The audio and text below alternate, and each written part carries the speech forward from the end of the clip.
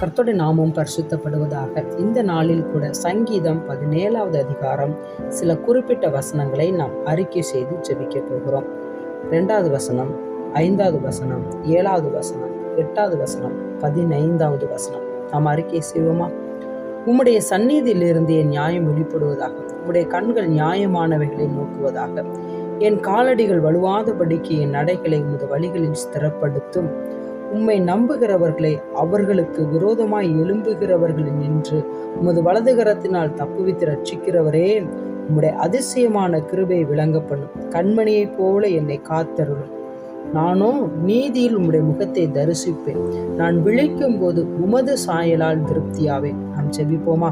எசப்பா உமக்கு ஸ்தோத்திரம். உம்முடைய சந்நிதியில் இருந்து ஆண்டவரே உம்முடைய சன்னிதானத்தில் இருந்து எங்களுடைய நியாயம் வெளிப்படும்படியாய் செபிக்கிறேன். இந்த நாட்கள்ல எல்லா கர்த்தருடைய பிள்ளைகளுக்கும் ஆண்டவர் யாரெல்லாம் நீதிக்காக நியாயத்திற்காக போராடுகிறார்களோ அவர்களுடைய வாழ்க்கையில் ஆண்டவரே இந்த நாட்கள் ஆண்டவர் உம்முடைய நியாயம் வெளிப்படும்படியே நாங்கள் செபிக்கிறேன். எசப்பா உமக்கு ஸ்தோத்திரம். உம்முடைய கண்கள் நியாயமானவைகளை நோக்கி கொண்டிருப்பதற்காக ஏசப்பா நாங்கள் உமக்கு நன்றி செலுத்துகிறோம். ஆண்டவரே எங்கள் காலடிகள் வலுவாதபடிக்கு எங்கள் நடைகளை ஸ்திரப்படுத்தும். ஆண்டவரே எங்கள் கால்கள் வழுவி போய்விடக்கூடாது. ஏசப்பா வழி தவறி போய்விடக்கூடாது.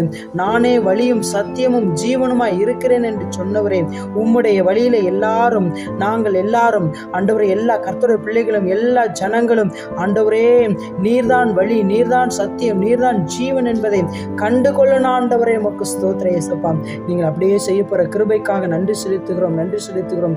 உம்மை நம்புகிறவர்கள் ஆண்டவரே அவர்களுக்கு விரோதமாய் எழும்பியிருக்கின்ற எல்லா சத்துருடைய சகல தந்திர கிரியைகளுக்கும் அவர்களுக்கு விரோதமாய் ஆண்டவரே உம்முடைய பிள்ளைகளுக்கு விரோதமாய் எழும்பியிருக்கிறவர்களை ஆண்டவரே உமக்கு ஸ்தோத்திரம். இந்த நாட்களில் ரட்சிப்பிறாக ஆண்டவரே ஏசப்பா உமக்கு ஸ்தோத்திரம். உம்முடைய வலது கரத்தினால ரட்சிக்கிறவரே ஆண்டவரே உம்முடைய பிள்ளைகளுக்கு விரோதமாய் எழும்பியிருக்கிறவர்கள் இந்த நாட்களில் ரட்சிக்கப்படணும்.